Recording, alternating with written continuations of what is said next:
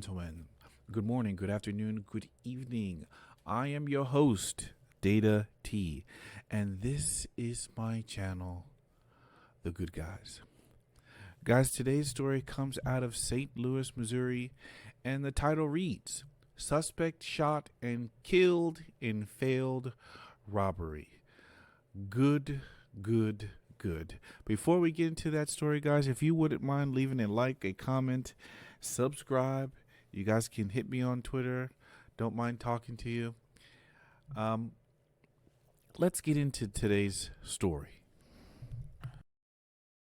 Morning at 8, a developing story near downtown St. Louis. A fatal shooting on North Tucker Boulevard. Fox 2's Laura Simon live on the scene. Laura, what do we know right now about this deadly incident?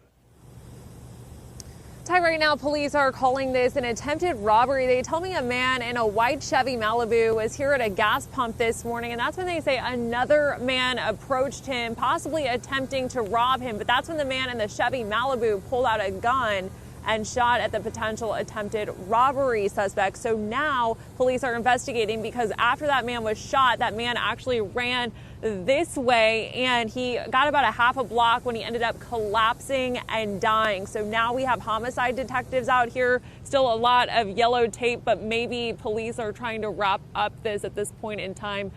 They've been out here for quite some time, as this did happen shortly after 6 this morning. We do want to show you some video as Bommarito Automotive Group Skyfox were out here earlier this morning, as well as our Nissan Rogue Runner. They got quite a bit of video this morning, but a lot going on. Police had been canvassing a white Toyota Camry, which they do tell me was the vehicle that the suspect who ended up dying he drove here to this gas station here this morning. This is at the Gulf gas station on Tucker Boulevard. It's right between 13th Street and the Stan Musial Bridge. And police have been out here for, at this point, almost 2 hours trying to piece together what exactly happened. Guys, I want to stop it there. And we've seen this happen before.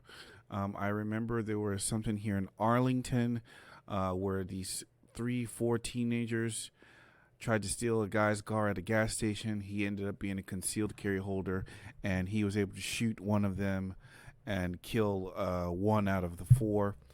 And they were all teenagers. We don't know how old this guy was, but it's similar. And do we have sympathy for this particular man? Me, I do not. Okay. To take someone's stuff, something that they worked hard for, and do it by force and do it at the barrel of a gun, what type of person do you have to be?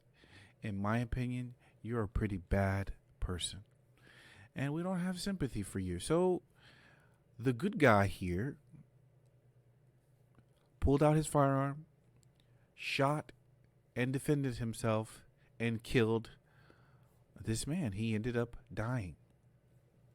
I will say, like I always say, I do not celebrate death, but I will absolutely celebrate someone's right to self-defense. I will celebrate that they were successful, and I will celebrate that they were armed and they did something about it. Kudos to the good guy. Kudos to the man who defended himself at the gas station.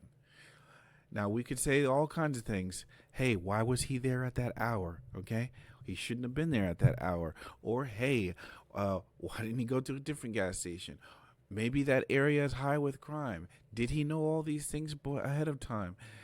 And in some cases, guys, we can hold each other or hold people accountable to some of this information, meaning you should know the area that you're in. But what happens when you're in a good neighborhood and tragedy befalls you? And that's no fault of your own. There's only so much you can do to be prepared. And this guy was prepared. So kudos to him. He's the good guy. He is the good guy. He is the good guy. And, I think there's going to be more like this, of course. We are only in February.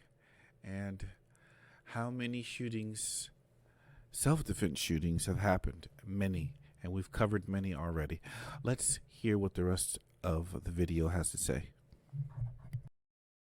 A lot of still fluid information. The medical examiner was here, as well as a lot of St. Louis Metropolitan Police homicide detectives. And they do tell me that a lot of this is still being developed, as they need to speak with the person who ended up shooting several shots here. Unclear how many, but I did speak with a woman who was out here getting gas here this morning shortly after this happened. She was actually on her way to the police academy. She's an aspiring police officer and was shocked to hear what happened. Well, all I can say is I'm really tired of it going on. People work hard for their things, and you know, people come like me. I'm just coming to work, getting gas for work and going to work. And for that to happen, it's not good at all. It just needs to be stopped some kind of way. Guys, she's exactly right. And I said it already before, but to reiterate, you work hard for whatever that you may have, even if this is not at a gas station. Let's say even your home. And we see a crazy amount of home invasion, okay? And all types of things, just the actual act of robbery, especially armed robbery. It's a heinous act, and it's particularly heinous when you have family with you and they use that in as basically as your weak point. You are disadvantaged because now you have to think about other people other than yourself, right? I would think people are more likely to fight when they're by themselves. But when it comes to your family members, you know that, hey, I got to take care of them first. So she's absolutely right. All right. Let's hear what the rest of this has to say. Back out here live, police do tell me that there are a lot of surveillance videos here at this convenience store, and that is certainly going to be part of their investigation. And as I mentioned, they still need to interview the person who ended up firing shots and leaving one man dead here this morning. Reporting live here in downtown St. Louis, Laura Simon. Well, if I was the good guy, you don't say anything to the police. We don't talk to them, okay? We just can't trust them. Some are good. I say the vast majority of police are good, but we do not talk to them, especially in a self-defense encounter. The law is so freaking tricky and so litigious. Everything you said to that police officer can come back to you in the court of law. So that's why you don't say anything to them. I know you guys know this, but I just wanted to say it again. And I would like to see the surveillance video. I don't like to watch those videos just to see someone get shot. I like to see the tactics that are employed. You know, what and when you see it for that very first time, I always like to see it as, what would I do in this situation? When is my time to go? When is my time to flee? Maybe there's a time for me to leave. Okay, but in this case, I would say he is in a transitional space, especially in a gas station, especially if he's out of his car. If he was in his car, then you just drive away. But, you know, we just can't pick him. We can't. Only the bad guys get to do that. They get to pick the time. They get to pick the opportunity when they strike. We are always, always, always on the defensive foot. We are behind the ball every single time. As a defense shooter, as someone who uses their firearm in self-defense, you don't get to choose that time. And this is the bad part of it. And I honestly believe, you know, the self-defense shooter, he should be given the benefit of doubt. But in these liberal cities, in some of these cases, it's like, oh, we have to investigate the victim. And it's baffling. But anyway, you guys saw that. Chalk it up, guys. 1 for the good guys. All right. Fantastic. I'm glad that this happened. I'm glad that he was able to self-defend himself.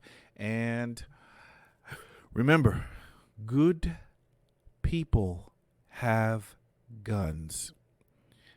Good people buy guns. Good people, and I'm going to tell you, good people have more than just one. Good people should have multiple guns. Because if good guys do nothing, if good men do nothing, there will be no good guys.